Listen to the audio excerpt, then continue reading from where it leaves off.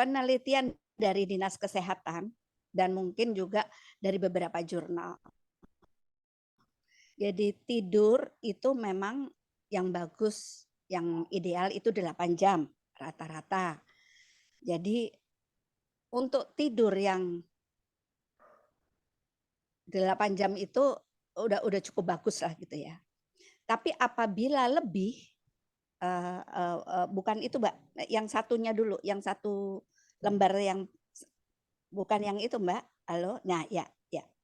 Jadi apabila kita tidur lebih dari 8 jam, itu ada kemungkinan untuk kans kita menjadi stroke itu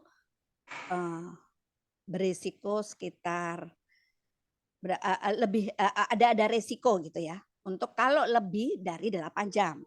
Tapi untuk yang orang hipertensi itu lebih lagi, lebih 3 kali lipat ya untuk bisa menjadi stroke. Kalau udah hipertensi sering tidur gitu. Padahal orang hipertensi itu pusing sekali ya. Nanti kita kupas satu-satu bagaimana seperti apa. Terus biasanya untuk yang tidurnya lebih lama itu lebih suka emosi. Dia lebih stres.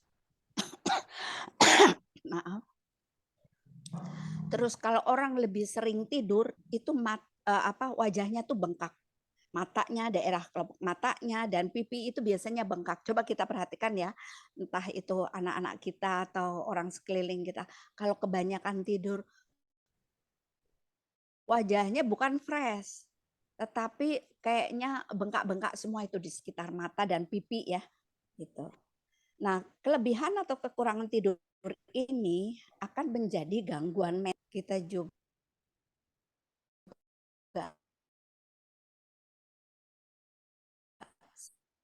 sakit itu sekitar 7 sampai 9 jam itu berisiko depresi. Depresi itu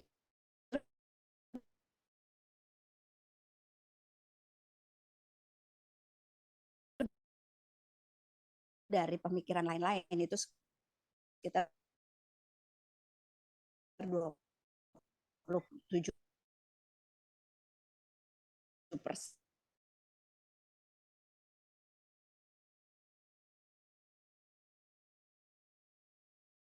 Tidak seimbang ciri dari kita sakit.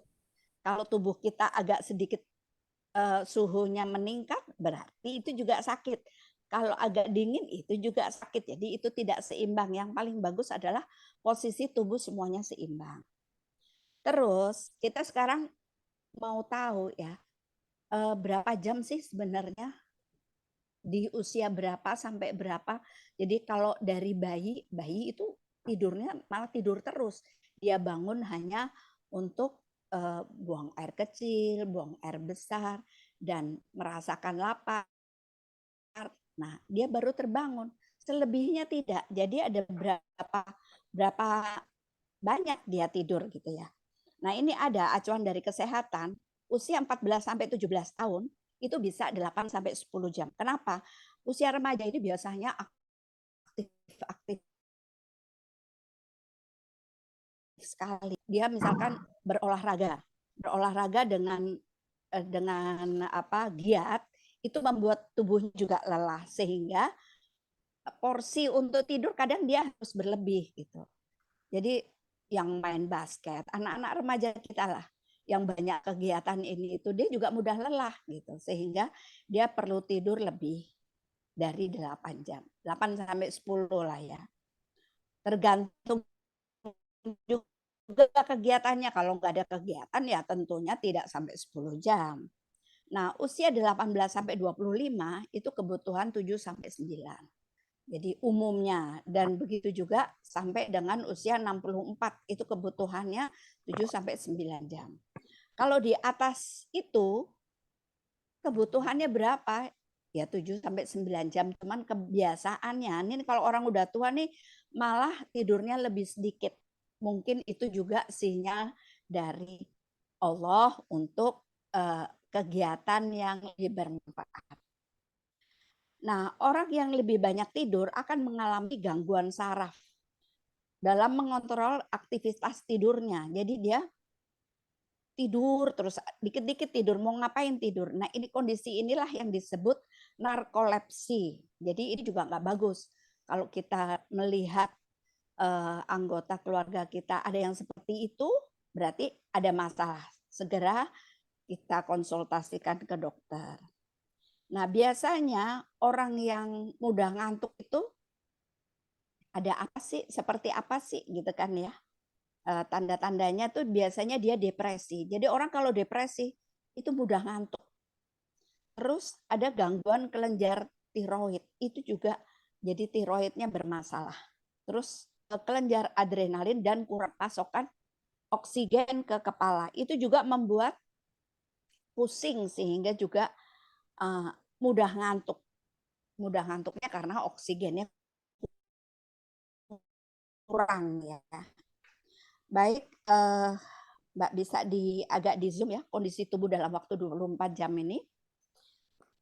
Kita lihat dari jam yang menunjukkan jam 12 ya di gambar kondisi tubuh dalam waktu 12 jam. Jadi jam 12 sampai jam 1 itu kita biasanya sampai jam 2 lah. Itu tuh tidurnya nyenyak banget gitu. Ya kalau di siang hari malah ini meningkat. Jadi kalau kita bicara dulu deh, malam dulu deh ya. Maaf. Jadi kalau jam 12 sampai jam 2 dini hari itu biar kita tidurnya nyenyak gitu ya. Kegiatannya kenapa itu kita dari jam 12 sampai jam 2 atau jam 3 itu kita posisi nyenyak, itu karena lever sedang bekerja.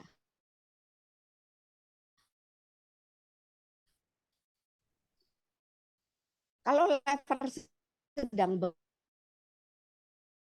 bekerja, bisa racun-racunnya kita juga posisi tidur. Posisi relax, posisi tidur, lever bekerja maksimal, buang tuh racun-racun semua. Tapi apa kalau andai kata kita pada jam seperti itu kita bangun, berarti lever kita lagi bekerja tidak bisa maksimal. Jadi lever itu fungsinya untuk apa? Untuk mengeluarkan racun-racun yang ada di dalam tubuh. Nah, kitanya bangun jam segitu, kita bangun sehingga lever tidak bisa maksimal mengeluarkan racun di dalam tubuh. Jadi sebaiknya lah jam segitu itu kita tidur ya. Terus pada saat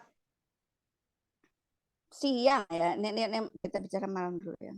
Nah, jam 2, jam 3 tekanan darah meningkat tajam. Jadi mulai itu tekanan darah kita itu mulai naik. Hasil penelitian orang terjadi serangan stroke itu dini hari. Ya sekitar jam 2 ke atas. Itu banyak sekali terjadi serangan. Itu penelitian jadi dari banyak orang yang stroke ternyata mereka terjadi serangan stroke itu dini hari. Jadi itu suhu tubuh udah mulai naik di atas jam 2 itu ya. Lalu pada saat jam 3 itu kita bisa lihat jam 3 jam 4 itu sekresi melatonin berhenti. Melatonin itu fungsinya untuk apa? Dia ngatur supaya kita bisa pola tidurnya itu jam sekian gitu. Itu melatonin. Jadi kalau kita biasakan saya harus tidur jam 10 harus sudah mulai tidur. Itu kita biasakan untuk jam 10 sudah di peraduan. Jangan pikir macam-macam gitu. Kalau kita masih ada pikiran, tulis. Jadi kita masih punya permasalahan apa, tulis saja. Saya punya PR ini, masalah saya ini. Terus kita pikirkan lagi way out-nya apa, bla bla bla bla bla. Setelah itu sudah tutup. Besok andai kata kita mau membuka file lagi, kita buka. Tapi setelah kita tulis tadi semua, udah tidak perlu kita pikirkan lagi. Itu salah satu clue supaya kita tidak banyak pikiran pada saat menjelang tidur. Lalu pada jam 4 sampai jam 5 itu pencernaan mulai aktif tuh. Dia sudah aktif kembali di jam tersebut. Ini jadi kalau kita gabungkan dengan Mbak gambarnya yang satu lagi yang jam organ tubuh, bisa jam organ tubuh bekerja ya, ya. Nah ini bisa kita karena ada dua sisi ya. Jadi kalau jam 3 sampai jam 5 itu paru-paru bekerja maksimal. Jadi pada saat itu apa? Buka jendela yang ada di sekitar rumah kita supaya udara yang terbersih pada saat itu masuk ke paru-paru kita, bisa masuk ke paru-paru kita yang dimana paru-paru pertama yang dihirup itu adalah udara yang paling bersih gitu. Jam segitu. Makanya mohon maaf ya untuk yang beragama Islam, tahajud paling bagus jam segitu. Pada saat paru-paru berkembang, sholat tahajud itu angin semilir masuk ke paru-paru sehingga paru-parunya bisa bersih dan sehat. Gitu. Terus setelah itu jam 5 sampai jam 7 pagi. Itu yang bekerja usus besar. Kenapa sih kita mau tahu berapa organ tubuh? Harusnya organ tubuh kita jam berapa itu kerjanya selesainya. Oh ininya kerjanya jam sekian. Berarti kita harus ngapain gitu kan? Kalau itu ada masalah pasti. Itu banyak sekali masalah yang di lapangan saya temui sesuai dengan penemuan dari Tiongkok ini bahwasanya jam sekian itu udah bekerja ya. Jadi tadi jam 5 sampai jam 7 usus besar bekerja maksimal. Berarti jam segitu kita harusnya udah buang air besar. Oh kalau kita ternyata kita nggak bisa buang air, itu ada masalah. Kalau kita tidak bisa buang air besar on time,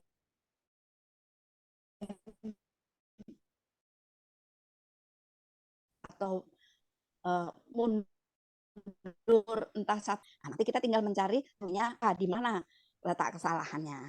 Oke. Lalu jam 7 sampai jam 9 pagi. Ini untuk yang tulisannya hitam ya. Lambung itu kerja maksimal.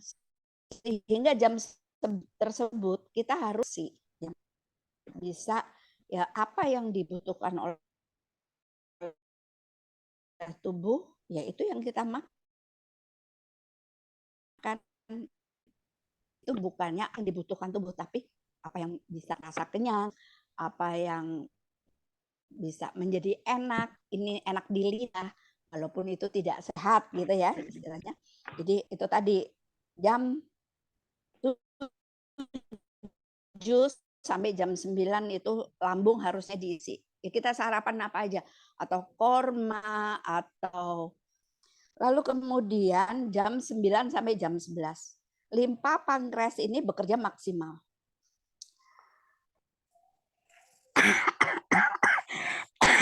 Maaf. Limpa pankreas ini mengirim cairan nutrisi untuk membuat energi. Jadi bagus itu bisa makan buah atau itu bagus sekali di jam tersebut. Ternyata antara jam 9 sampai jam 11 itu kita ngantuk, sering kali ngantuk. Ini ada masalah ini berarti. Jadi kalau di jam organ-organ ini bekerja terus kita ada sesuatu yang tidak seharusnya jadi, itu berarti ada masalah. Nah, nanti masalahnya satu-satu dikupas. Seperti apa, bagaimana gitu ya. Lalu jam 11 sampai jam 1 siang. Itu jantung kondisi maksimal. Dia kerjanya karena suhu meningkat. Jadi suhunya dari suhu panas di luar meningkat,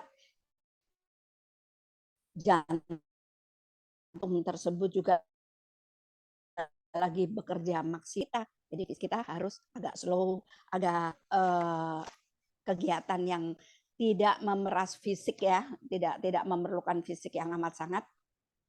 Itu bagus juga untuk istirahat, walaupun hanya setengah sampai 1 jam. Dari jam 11 sampai jam 1 itu sebaiknya istirahat. Jantung kita kerja keras, kita istirahat. Makanya tidur siang itu bagusnya di jam tersebut supaya jantung kita bisa menjadi lebih sehat. Lalu kemudian jam 13, jam 1 siang ya. Jam 1 siang sampai jam 15. Ini kantung empedu itu memproduksi cairan untuk memperbaiki pencernaan tuh. Kan tadi kita jam 11 sampai jam 1 siang makan. Nah, setelah makan baru dia cerna tuh. Dicerna, kantung empedu itu menghasilkan cairan. Oke, jadi usus kecil, setelah dia kerja nih usus kecil ini, jam 1 sampai jam 3 ya, kita bisa ngelihat di pada tulisannya, usus kecil mengalirkan suplai dari penyerapan makanan ke seluruh tubuh. Jadi tadi setelah bekerja, setelah diisi makan siang, diproses, baru dialirkan ke seluruh tubuh.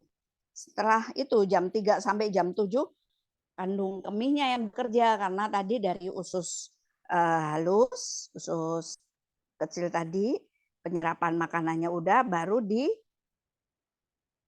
diberikan kepada kandung kemih, sehingga di sore hari itu kita biasanya lebih sering buang air kecil. Ya. Lalu jam 17 sampai 18 sore nih, ginjal menghasilkan CO2 di dalam tubuh. Ya. Kalau kita stres, tubuh menghasilkan CO2 sehingga terjadi pengentalan darah. Kalau pengentalan darah jadinya pusing, jadinya macam-macam, bisa jantungnya juga berdebar, deg-deg-deg, jadi nggak bisa tidur nyenyak tadi. Ya. Sehingga kita harus mencari asal muasalnya kita kenapa nggak bisa tidur. Makanya tadi ada clue-clue supaya kita tidak mengalami stres. Terus, oh ternyata masih pusing, nggak bisa hilang juga. Nah, kita dicoba ini di belakang kuping ini tarik seperti bando ya. Terus tengahnya alis atau tengahnya hidung ditarik ke atas. Ini pukul-pukul aja. Ini untuk merelaksasi saraf otak kita supaya kita juga lebih rileks. Itu bisa dipakai jalan seperti itu, atau pakai batu batu yang 10.000 Gauss, itu namanya apa ya, yang hitam-hitam itu biasanya. Kalau di rumah kita ini banyak unsur besi, maka kita akan mudah sakit. Kenapa? Karena medan magnet yang ada di udara ini diserap oleh besi. Jadi yang paling bagus rumah itu jangan kebanyakan besi. Kita pakai ke natur alam seperti kayu yang sejenisnya tidak mengandung besi. Karena medan magnet kita nanti disedot sehingga kita juga mudah sakit. Terus satu lagi, kalau kita punya kolesterol, jangan terus panik untuk kolesterol diturunkan. Karena sebenarnya kolesterol ini juga diperlukan sama tubuh. Yang tidak diperlukan itu adalah kolesterol apabila bercampur dengan karbohidrat. Dia akan menjadi plak. Nah, kalau udah jadi plak, dia ini nih, pembuluh darah kita kotor. Itu yang bahaya. Jadi, untuk itu asupan karbohidrat di dalam tubuh kita jaga, terutama gula. Jangan pernah makan atau konsumsi gula. Walaupun dikit kalau mau sehat ya. Jadi kita gantilah dengan apa, misalkan pohon stevia, pemanisnya, itu jauh lebih bagus. Nggak usah stevia yang sudah jadi mahal, udah pohonnya aja, ambil petik berapa biji, kasih air panas, itu udah manis. Gitu. Baik, teman-teman, mungkin penjelasan saya mudah-mudahan ada manfaat. Mungkin dari teman-teman apa yang akan ditanyakan mungkin belum jelas. Monggo silahkan. Baik, luar biasa sekali. Terima kasih Ibu Prasidani atas materi yang sangat luar biasa dan bermanfaat untuk kita Baik, selanjutnya kita sudah tanya jawab. Deh. Dan di sini Bapak Agus sudah raiskan nih dari tadi. Pak Agus Winarto, dipersilakan Pak. Ya, silakan Pak. Halo Pak Agus. Ya, terima kasih Mbak Komang dan Bu Insinyur Farida ya atas kesempatan ini ya. Mohon penjelasan ya, bagaimana kalau remaja susah tidur dan dulu oleh dokter diberi diazepam karena dia pernah dibully waktu SMP ya. Kemudian ramuan herbal apa yang bisa diminum? Karena ibu ahli herbal juga ya. Kemudian kenapa ya Bu stroke kok terjadi pada waktu dini hari ya, jam 2 ya, ya? Kebanyakan penelitian seperti itu Pak. Riset ya. Apakah juga ada herbal untuk mencegah stroke itu? Baik. Terima kasih. Baik Pak. Bu. Jadi gini, anak ini mempunyai traumatis ya, masih terbayang-bayang. Jadi kita pendekatannya memang ini banyak sekali dialami sama remaja, bahkan anak kita sendiri mungkin ya.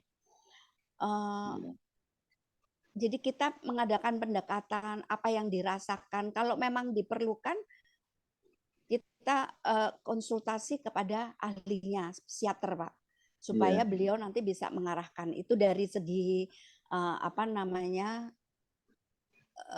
supaya medis. Dia tidak dari segi medisnya. Terus kemudian apa obatnya kalau tidur supaya nggak ketergantungan dengan obat kimia gitu ya.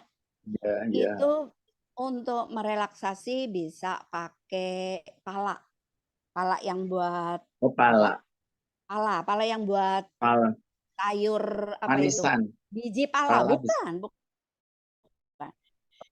Manisan bisa tapi yang paling kuat biji adalah biji palanya Pak. Kebetulan saya dulu ngambil dari profesor yang produksi. Profesor Gunawan itu produksi minyak pala.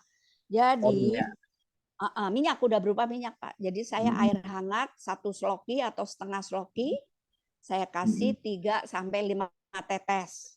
Gitu. Baru saya minum. Itu membuat kita ngantuk. Jadi tergantung orangnya juga. Dulu saya gini, contoh gini Pak ya. Batuk, kita tengah malam juga batuk nggak bisa tidur kan Pak. Oh iya betul. Nah, kalau kita batuk-batuk ini harus segera diatasi. Ternyata saya kalau batuk lama karena saya punya bronkitis. Dulu kalau sama dokter saya disuntik udah 3 hari sembuh. Nah sekarang beliau sudah tua udah nggak nyuntik, saya nyari solusi lain. Jadi kalau saya lagi batuk berarti saya kasih apa? Daun sirih, rebusan daun sirih. 9 sampai 15 rebus sehari 3 kali sebagai antibiotiknya. Kalau kimianya supaya anti radang ya, biasanya kalau batuk itu kan terus ininya radang, itu bisa dikasih dexamethasone. Nah, terus kemudian supaya kita reda, tidak sering batuk dan kita tertidur. Kalau tertidur kan semuanya udah nggak ngefek Pak, nggak jalan. Iya betul. Gitu. Nah itu bisa pakai minyak pala. Minyak pala tergantung dosisnya masing-masing.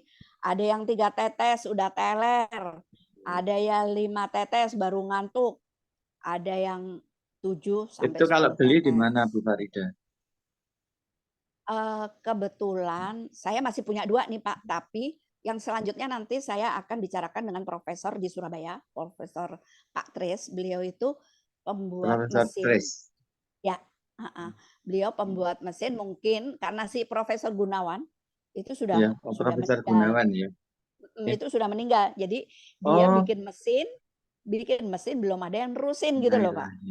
Iya. Nanti saya kan berarti PR saya harus menghubungin Profesor Tris untuk bagaimana caranya bikin mesin dari sesuatu herbal yang keras bisa diambil minyaknya. Salah satu Oh contoh iya, yaitu tadi biji pala kan keras sekali, Pak. iya betul. Nah, itu prosesnya seperti apa supaya Iya, bisa bisa menjadi untuk minyak. Nah, itu PR PR satu menidurkan. Iya, lagi. Tapi untuk saat iya. ini saya masih punya 2 botol Oh dari gitu ya, Bu. Lide, Iya, iya. gitu. Kalau Ada yang tadi lagi? stroke tadi, Bu, Oh, stroke. Ini gini ya, Pak. mengapa Ya, dan jadi herbalnya apa? gini, Pak. Stroke itu dini hari. Tadi dinyatakan udah mulai jam 2 suhu tubuh udah mulai meningkat. Jadi dia nggak di adem-adem lagi gitu. Apalagi kalau Iya. kita tidur pakai AC, itu ginjal kerja keras. Bagaimana caranya? Suhu tubuh ini supaya stabil, nggak kedinginan.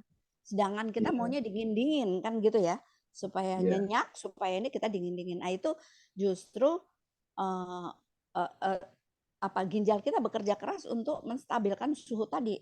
Jadi itu juga nggak bagus. Jangan sampai kita terlalu dingin. Ya yang Iya. adem-adem aja. 25 Kenapa? gitu, 24, Ya, 23 ya, ya Bu ya.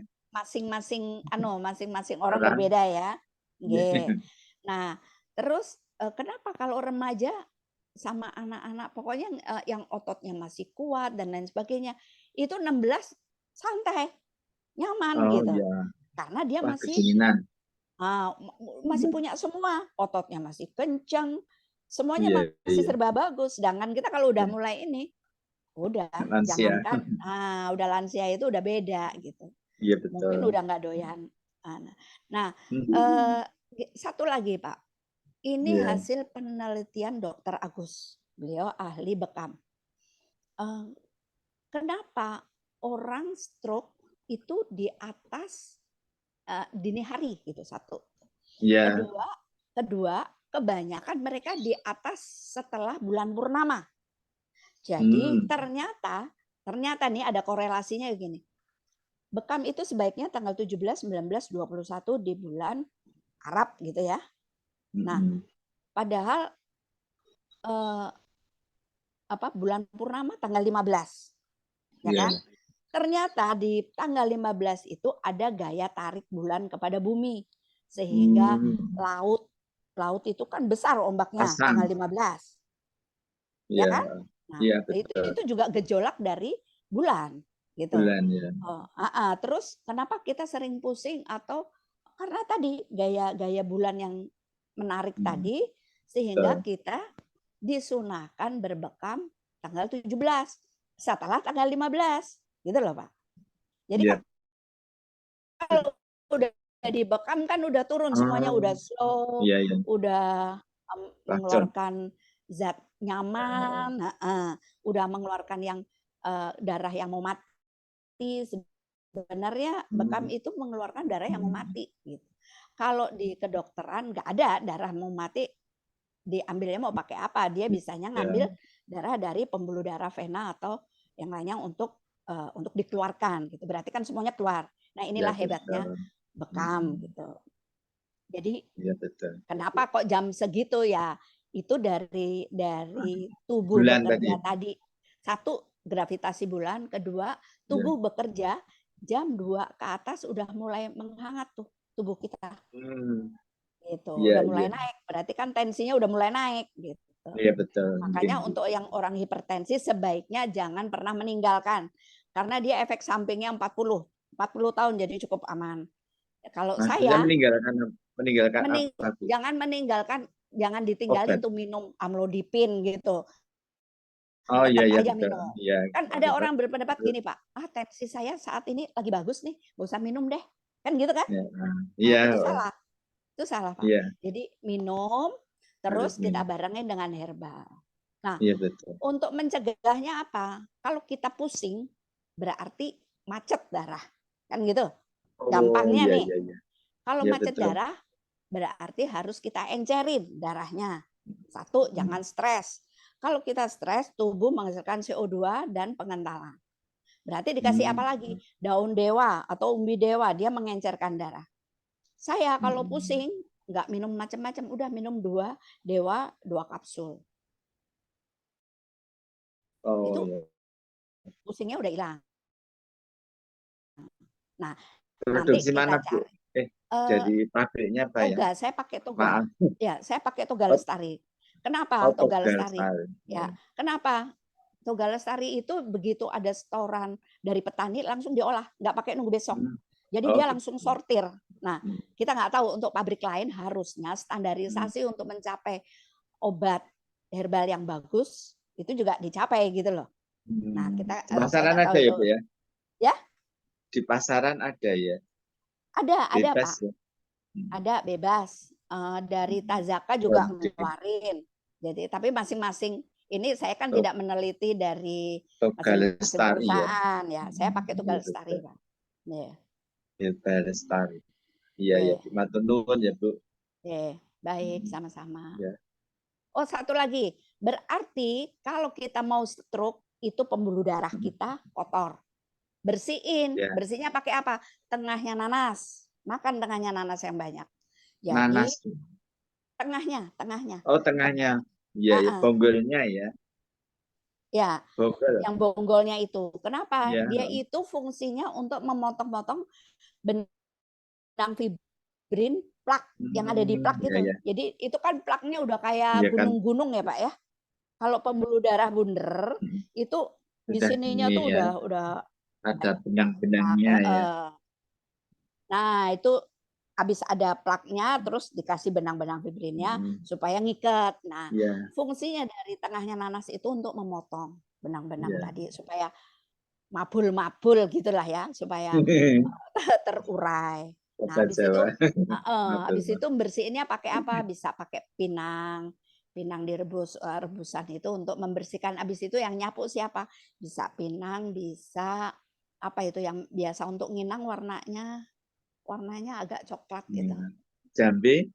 Bukan. Gambir. Gambir itu yang putih ya? Gambir ya. Gambir yang putih. Ya putih ya, putih agak merah. Iya, agak coklat, agak kecoklatan Kalau ya. putih kan itu kapurnya. Berarti gambir. Nah, gambir itu diseduh, kita minum itu juga bisa membersihkan. Gitu. Mas cari gambirnya susah. Oh gitu Sekarang, Kalau satu lagi bisa ditambah kita mengkonsumsi tomat sehari setengah kilo. tomat sehari setengah kilo. Setengah kilo. Iya. Kenapa tomat? Tomat itu bisa melenturkan pembuluh darah. Dia juga untuk kejantanan bagus. Berarti kalau kejantanannya bagus, darahnya lancar kan gitu toh? Iya, betul ya, ya. Jadi untuk orang-orang yang stroke, tomat ini wajib hukumnya. Boleh sambal tomat boleh ya, Bu?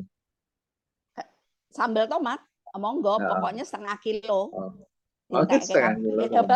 Kalau saya cuci pakai air panas atau diguyur pakai air pH asam, udah dimakan aja. Kita makan, pokoknya sehari 6 gitu. Iya. Mau di jus 6 itu boleh, ya. Boleh 3 kali sehari. Terserah, 3 kali pokoknya sehari minimal 6. setengah kilo. Nah, 6 ya. 6 itu jadi kilo ya, Bu? mau pagi, siang, sore, mau pagi sore doang, mau sekaligus, monggo. Itu teknis. Itu teknis.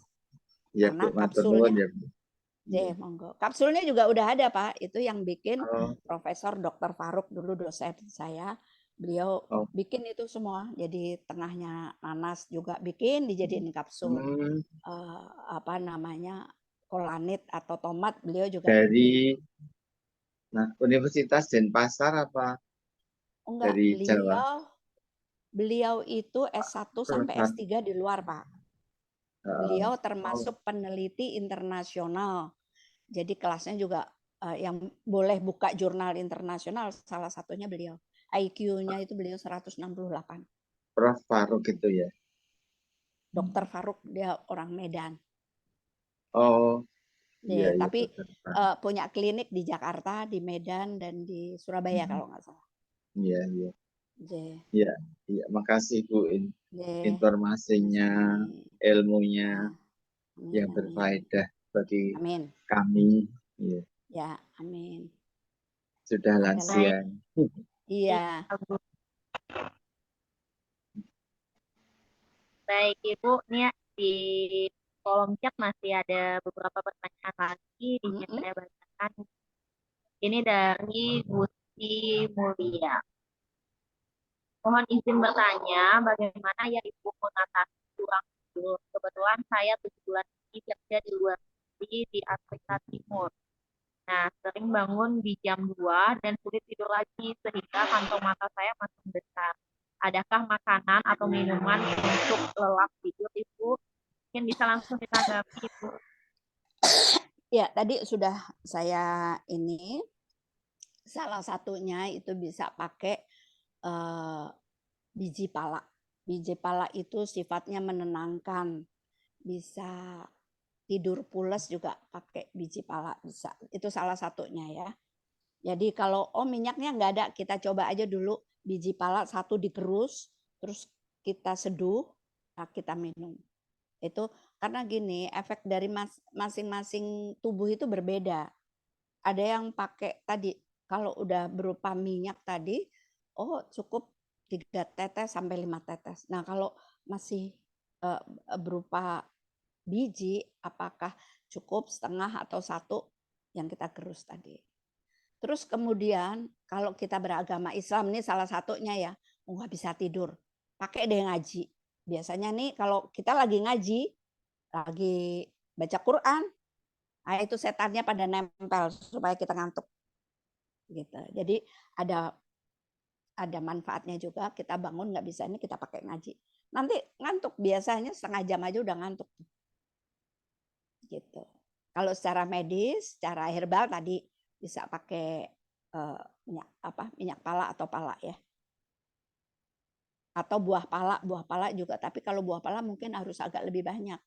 Kalau saya lebih seneng yang simple-simple, saya pakai minyaknya aja udah teler gitu. Baik. Ada lagi? Semoga Ibu Gusti Mulia mungkin bisa on audio, jawabannya sudah cukup. Halo Ibu Gusti, apakah jawabannya sudah cukup? Baik, saya rasa sudah cukup ya Ibu Faridah Hanim. Dan mungkin karena kita keterbatasan waktu, Ibu, ada beberapa pertanyaan yang belum terjawab kepada Ibu sekalian, mohon maaf. Dan semoga di next webinar kita bisa berjumpa kembali ya bersama Ibu Faridah Hanim untuk membahas topik menarik lain.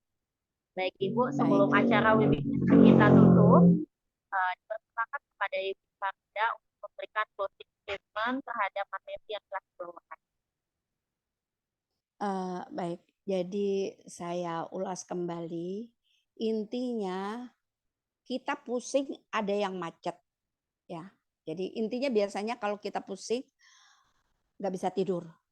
Kalau pusing berarti ada yang macet. Kalau yang macet berarti harus dilancarkan. Untuk itu pelancarannya pakai apa? Encerin darahnya pakai daun dewa, gitu ya. Jadi saya juga kalau pusing cuman minum 1000 mg, jadi 2 kapsul, udah 1 jam udah hilang. Atau bisa saya tusuk jarum, akupuntur, saya tusuk di sini, hilang. Kenapa saya belajar akupuntur? Karena dari dulu saya sering pusing. Kalau udah pusing harus minum Neuralgin. Nggak minum Neuralgin masih tetap pusing. Akhirnya saya belajar akupuntur, ditusuk di bagian tengah tadi atau yang tadi saya ajarkan dipukul-pukul di sini. Gitu. Memang yang paling efektif adalah di akupuntur. Itu bisa meringankan, membuat hilang pusingnya. Terus apalagi konsumsi tengahnya nanas yang banyak, makin banyak makin bagus. Jangan dagingnya untuk anak-anak aja, untuk anak-anak kita, untuk yang masih berkembang ya. Jadi intinya tadi encerin darahnya, bersihkan salurannya, insya Allah dan tidak stres. Kalau stres kita masih ada yang kepikiran. Caranya bagaimana supaya tidak stres? 1, kita catat aja. Permasalahannya apa? Saya punya masalah apa? Utang, begini bla bla bla bla bla. Terus way out-nya apa? Itu ditulis. Nanti dari tulisan kita cerna lagi. Sebaiknya yang mana yang bisa kita lalui, yang bisa kita ambil tindakan supaya itu membuat way out. Salah contoh begini. Bolpen ini fungsinya untuk apa? Kan gitu ya. Kita udah tahu semua. Oh, fungsinya bolpen untuk tulis. Buat ngetok-ngetok bisa. Terus buat nyambit bisa. Buat apapun itu yang ada terlintas di dalam otak kita, tulis. Setelah itu, setelah fungsinya apa kayak tadi. Jadi kita stres kita ini apa yang kita pikirkan apa? Itu tulis semua. Lalu pikiran kira-kira way out-nya apa ditulis juga sehingga nanti tingkat stres kita udah berkurang. Nomor 1, serahkan lagi, kita ngadu lagi kepada Allah, kepada Tuhan kita. Ya Allah, yang memberikan masalah ini Engkau. Jadi tolong Engkau selesaikan bagaimana caranya. Gitu ya. Itu tadi tips untuk dari semuanya dengan asupan dan terapinya yang pas. Apakah akupuntur, apakah tadi dengan ini salah satunya, dengan macam-macam lah nanti. Untuk yang tidak bisa terjawab boleh di WA, nanti WA ke saya, Bu saya punya keluhan ini, insya Allah saya bisa bantu, nanti saya bantu. Baik, sekiranya pertemuan kita sampai di sini, insya Allah lain waktu kita lanjut bila ada waktu lagi. Dan terima kasih banyak kepada semua para peserta. Semoga apa yang saya ungkapkan bisa bermanfaat. Terima kasih. Assalamualaikum warahmatullahi wabarakatuh.